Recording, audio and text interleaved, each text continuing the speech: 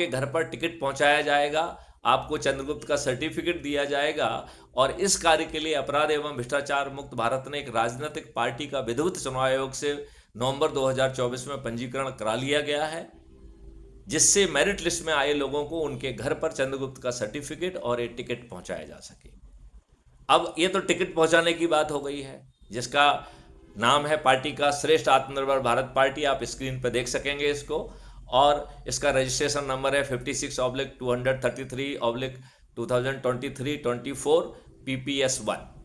यह राजनीतिक पार्टी कोई राजनीतिक काम नहीं करेगी। यह पार्टी मैथिली शरण गुप्त यानी मेरे द्वारा बनाई गई है।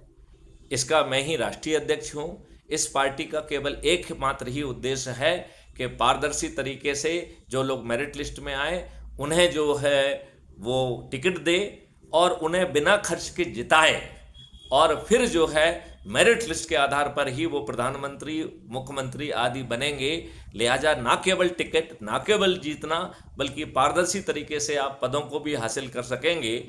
और इसमें एक व्यवस्था ये भी की गई है कि आप चाहे कुछ भी कर लें, आप चाहे शपथ भी ले लें, लेकिन आप गड़बड़ी नहीं कर पाएंगे। यह बात कर्नल एस.के. शर्मा मैंने आपको समझाई हुई थी।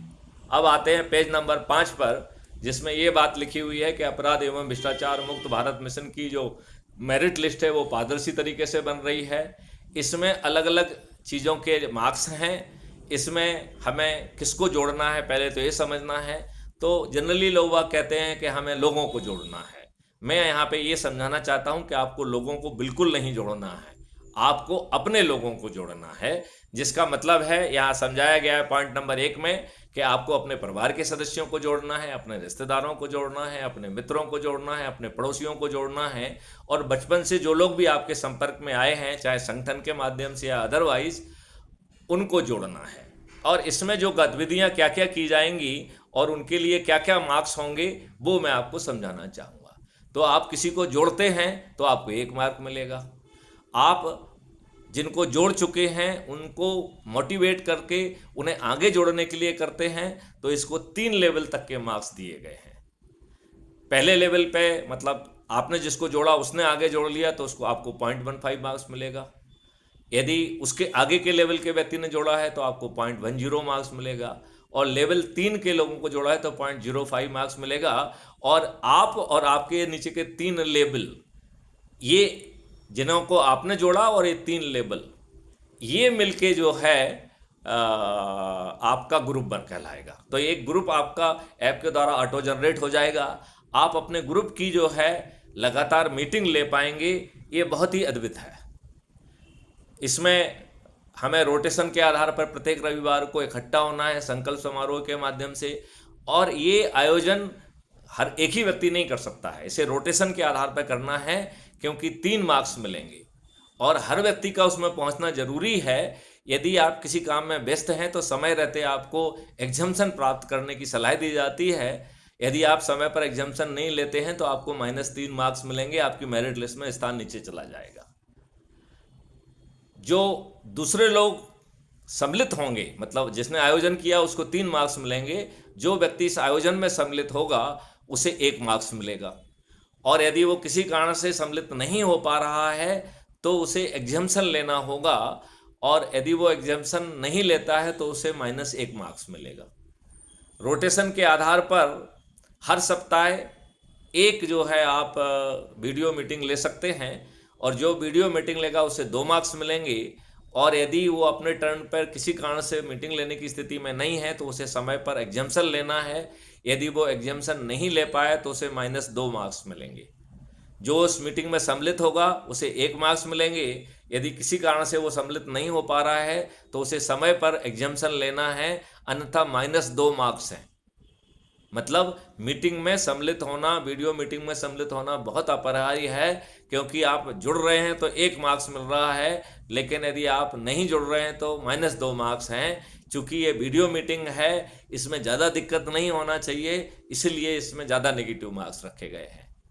अब हम आपका नेक्स्ट जी पॉइंट पे आते हैं कि रोटेशन के आधार पर समय आने पर आपको आपके अधिकारी जो हैं, विभिन्न स्तर के अधिकारी जो होंगे, वो जो है आपको प्रभात फेरी और सांझ फेरी के लिए जो है मौका देंगे, और जो व्यक्ति आयोजन करेगा उसे भी रोटेशन के आधार पर करना है। इसके लिए उसे 5 मार्क्स मिलेंगे।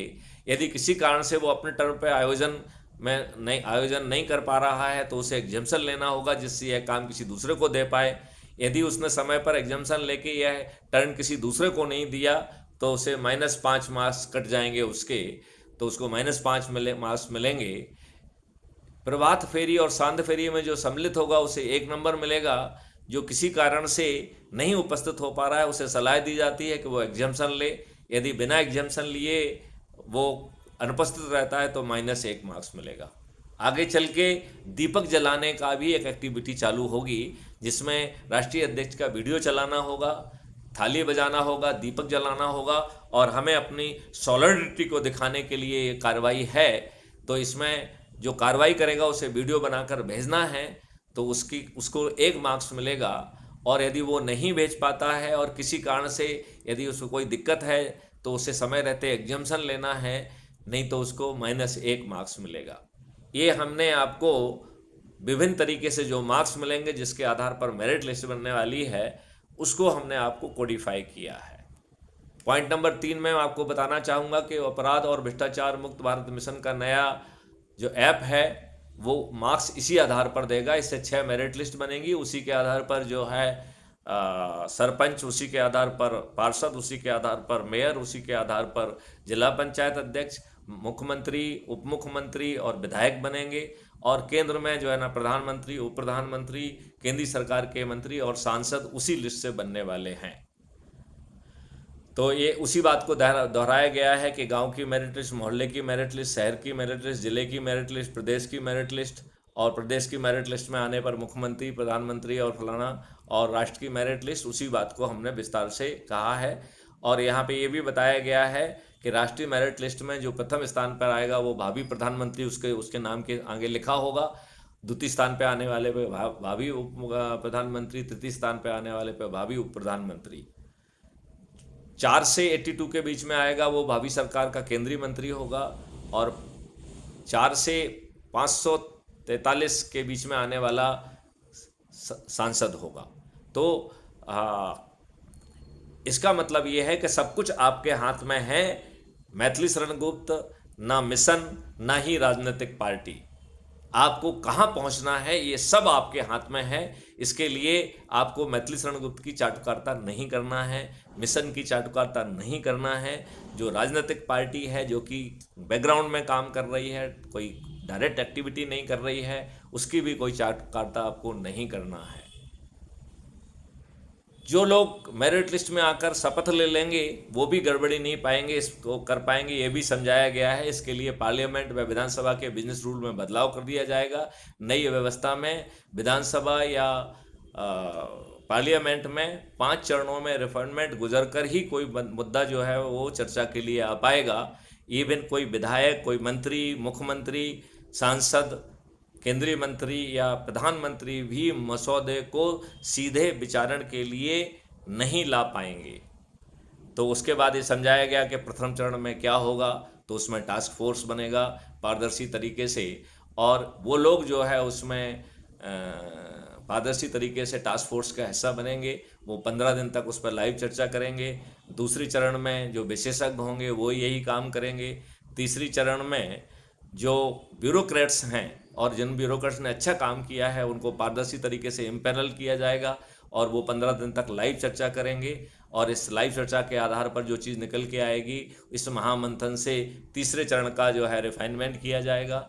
चौथे चरण में 45 दिन तक चलेगा। इसमें आम जनता के लोग जो है अपनी बात कह पाएंगे और वो टूटी फूटी भाषा में अपनी चिंताएं, कंसर्न, शंका, कुशंकाओं को बता पाएंगे, और उसके आधार पर जो है चौथे चरण में रिफाइनमेंट होगा। 5वें चरण में जो शपथकृत प्रधानमंत्री, मुख्यमंत्री, केंद्रीय मंत्री, राज्य सरकार के मंत्री, सांसद, विधायक, जिला पंचायत अध्यक्ष, ये सब जो रहेंगे, ये जो है इसे कर पाएंगे। लिहाजा कोई भी शपथकृत प्रधानमंत्री, मुख्यमंत्री, केंद्रीय मंत्री, राज्य सरकार का मंत्री, कोई भी जो है आपके 5 मौलिक अधिकारों से कभी गड़बड़ी नहीं कर पाएगा। तो पार्लियामेंट अब जो है पॉइंट नंबर 6 में फिर पार्लियामेंट या संबंधित विधायक में जो 365 दिन तक चलेंगी, तो ये सेशन की प्रक्रिया खत्म हो जाएगी। दोनों विधानसभा और पार्लियामेंट पूरे 365 दिन चलेंगी और उनके सामने हम मसौदे जो है चर्चा के लिए आते रहेंगे। और वो मसौदे चर्चा के लिए तभी आ पाएंगे जब ये 5 चरणों से गुजर जाएंगे और फिर जो है नए सिरे से पूरा जो है उसके पे चर्चा होगी और उसे पास किया जाएगा और एक एक सेक्शन के बतौर पास किया जाएगा। और फिर जो है सभी सेक्शन जब पास हो जाएंगे तो वो एक्ट पास माना जाएगा। इमरजेंसी, अब किसी ने ये कहा कि साहब इतनी लंबी प्रक्रिया में जिसमें कि 2 महीने से ज़्यादा लग जाएंगे, बल्कि लगभग 3 महीने लगेंगे, तो इमरजेंसी सिचुएशन में कैसे होगा? तो उसके लिए भी प्रक्रिया बताई गई है कि इमरजेंसी मॉड्यूल क्या होगा और इसमें कैसे जो लोग इमरजेंसी घोषित करेंगे उनका उत्तरदायित्व निर्धारित किया जाएगा। ऐसा अद्भुत जो है व्यवस्था है। अपराध एवं भ्रष्टाचार मुक्त भारत मिशन बिना खर्च कैसे आपको जिताएगा, इस बारे में जो है हम अगले चरण में चर्चा करेंगे और विस्तार से चर्चा करेंगे। मिस्टर कर्नल शर्मा जी, जिताने की प्रक्रिया के बारे में हम आपसे पृथक से बात दूसरे चरण में करेंगे। अब तक जो आपने सुना है उस पर आप कोई अपनी प्रतिक्रिया देना चाहेंगे? Colonel S K. शर्मा।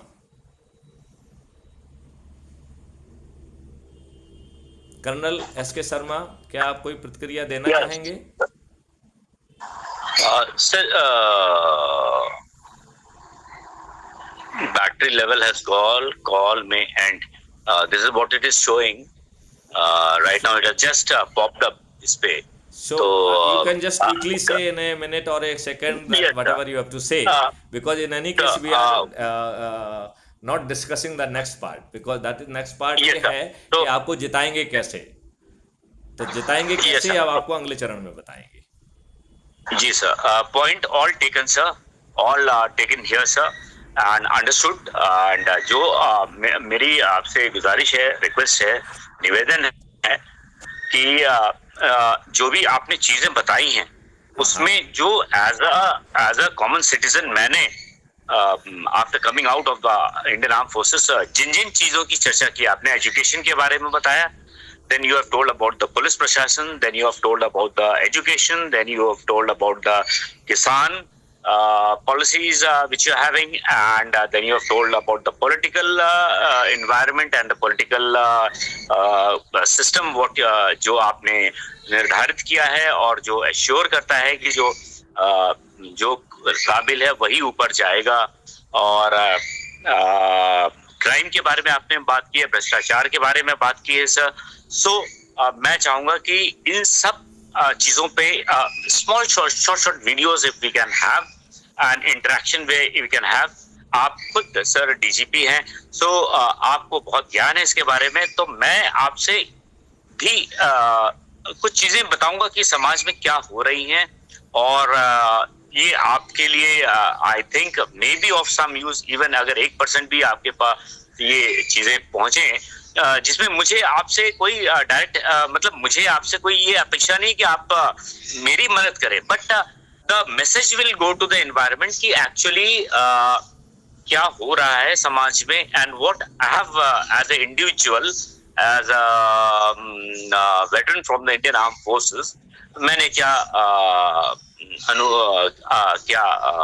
अनुभव किया है और क्यों ये प्लेटफॉर्म इतना जरूरी है।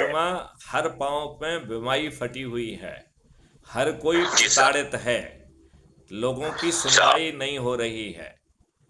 ओहदे पे बैठे हुए व्यक्ति पूरी तरह से अंग्रेजी व्यवस्था के लाट साहब बन गए हैं। स्थिति यहां तक बिगड़ गई है कि सब लोगों ने अपने पीआरओ रख लिए हैं, वो फोन पर नहीं आते हैं। आप उनके कार्यालय में मिलने जाएं तो वो आपसे मिलने के लिए तैयार नहीं है। आप यदि सीएम पोर्टल या किसी अन्य टेक्निकल माध्यम से भी जाते हैं तो शिकायत उसी के हाथ में पहुंच जाती है जिसके विरुद्ध है, और फिर वो आपको प्रताड़ित करने पर उतारू हो जाता है। वो आपके विरुद्ध झूठे शिकायत कराकर उल्टा आपके विरुद्ध मुकदमा कायम करके आपको अपराधी करार देता है और कहता है कि साहब कर्नल साहब तो ठीक आदमी नहीं हैं या उनका ये आपसी मामला है। तो एक अपराध किसी भी व्यक्ति का आपसी मामला नहीं हो सकता है, इसलिए आपसी होने के बावजूद भी अपराध उसे ही कहते हैं cognizable offence, it is treated not against the individual but it is the against the government. लिहाजा सभी आपराधिक प्रकरणों में जो आपने केस में सुना होगा, फलाने फलाने versus state of UP, state of Madhya Pradesh, तो ये अपराध जो है वो सरकार के विरुद्ध माने जाते हैं। लिहाजा ये कहना कि कोई अपराध आपसी मामला है, ये